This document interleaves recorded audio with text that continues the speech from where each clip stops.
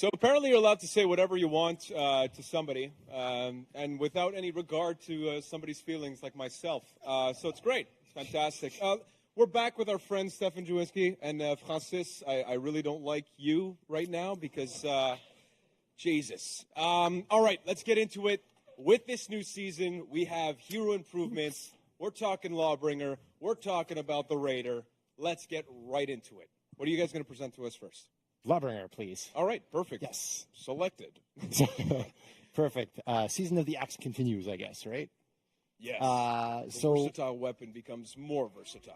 Is that what we're saying? Is it accurate? That's exactly the goal, right? Like, fantastic. be more versatile. So what are Lawbringer's good things and problems right now? On live, shove on block is a huge problem. It allows Lawbringer to be defensive as he wants, but also means that opponents can basically do no offense because you block fairly freely and you stop their actually good attacks, which are usually the second or third in the chain. So that's a problematic thing on the character. Beyond that, Lawbringer can counterattack, so that's really good without parry options. Can transform into Bombbringer eventually during the during the 4v4. But cannot initiate, cannot sustain combat, and that's what we want to take a look at and try to fix today, or I guess May 2nd. Yeah. Next week. Nice.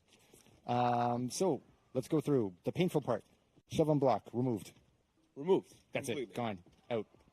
Okay, why? Because everybody wants it. Okay. Everybody needs it. All right. And okay. even if you don't understand it, it's like, same with Shigoki, we took away the armor, the special armor. Because it stopped all offense in the game. We need the game to be more offense-oriented, so this will help opponents, obviously. So what does Lawbringer get in compensation for this? Please tell me. A variety of stuff. Let's start with the new chains. Heavy, heavy, heavy coming. And you see we reach the unblockable finisher as well.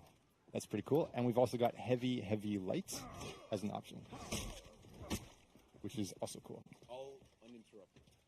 That's where it gets a little interesting. Oh, okay. So the light attacks now are 500 across the board, except for the top lights, which are 400 on the first and second. Boom. And the side lights are all 500, and the side lights are not interrupted on block. So then you can really sustain offense this way. Exactly. The idea being once you start attacking, you can continue it. You can get maybe your second hit in, and they have to block. If they block, you get to your unblockable finisher. I'm trying to take as many notes as possible because my performances showed I don't know much, right? So just trying to learn here. You know, we got a whole season to practice, so that's good. What's important? There are a bunch of arcane routes to get to the finisher. Sometimes you get unblockable depending how you got there. Sometimes you wouldn't, depending how you got there. We want that to be the big goal of the character. That's why the side lights are not interrupted on block. That's why the top light is pretty quick, all that kind of stuff. So that's what's going on there. Swift Justice finisher. Let's jump around the character a little bit. After any top heavy finisher, or do you want to parry? Or top heavy finisher, right? Yeah. Light. Perfect. So you get that there now, which is pretty cool. Other switch, long arm and impale, impaling charge or parry impale. These can both be interrupted by players in the same way that Shigoki's Demon Embrace or Highlander Caber Toss can be interrupted by players. This is an important thing. We've seen this with those characters be very successful in that the ganking is still effective with Shigoki or Shaman or something like that. But it's a little bit less annoying than it is on live right now, where an impale or something like that or a long arm basically guarantees death as all of your teammates hit this victim and they can't do anything, you just die. So here it at least means there's a little more skill involved in that. So that's really cool. I think shove. Shove. Live Lawbringer used to have a weird mix-up where, like, you could throw a light and they couldn't block it, but you could dodge, but the guard break would catch you, so it was this weird, like, thing. It wasn't that good either. So now we're trying to give shove a regular bump reaction, which means that you get the light after it. It is counted as your second light in the chain, so you're seeing him do shove, light, and he can get to his heavy unblockable finisher, which is kind of now the game plan on the offensive side for Lawbringer. And so when you're bringing these changes to a character, how difficult is it to kind of make sure that you're keeping the identity of the character itself? So we think that's critical. I mean, like, that's why we talked about at the beginning, like, we think of Lawbringer as a defensive powerhouse. Obviously, I mean, Shove and Block was the epitome of that, but the parry counters are really the star of the character. The Bombbringer aspect, we keep that, of course, but you see the bit of the attempt to have a mix-up on live, and now we're trying to get that stuff working. So it's really keep the special core of the character, and then bring those aspects that are lacking a little bit.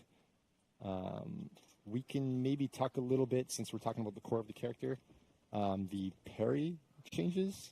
Sorry, we're just going to jump ahead. Francis is going to have to randomly jump all over the place. I'm going to do heavy, and he's going to parry it. Light is still good. Top heavy unblockable against the light is guaranteed, and you get the light riposte or light extra hit after that. And the new fun stuff. Yeah, Make Way is now super armored unblockable. Is that just after the parry, or is that always? That one's just after the parry. Okay. Yeah. So that's pretty cool, and should help with what Lawbringer really wants is that I get my parries and I can do something cool. And in a group fight, when people are trying to mess you up, you can actually be, okay, I parried this guy. I'm not as vulnerable as I used to be against a mess of people. So that's pretty cool. Do you see his role within like a team or anything evolve, or does it stay relatively similar? I know you talked about keeping the identity of the character, so I would assume that you maybe want to keep. I think it's going to be fairly similar. You're still going to want to try to gank with a long arm and the occasional impale. I think if you end up getting that parry in your fight, you're going to be able to go, okay, I hit. The light, oh, I'm sorry, parry light. Goes to your second light. So you can continue the chain. I'll throw a heavy for you. You can. The which one? Light. Yep. So parry. Excellent execution, by the way. Thank you. Light riposte can go to your second light in the chain before it could only go to second heavy in the chain and the first light in the chain. This helps you get a little further into the chain to get to that finisher, of course. Let's jump back to Shove real quick because there's some stuff different on that.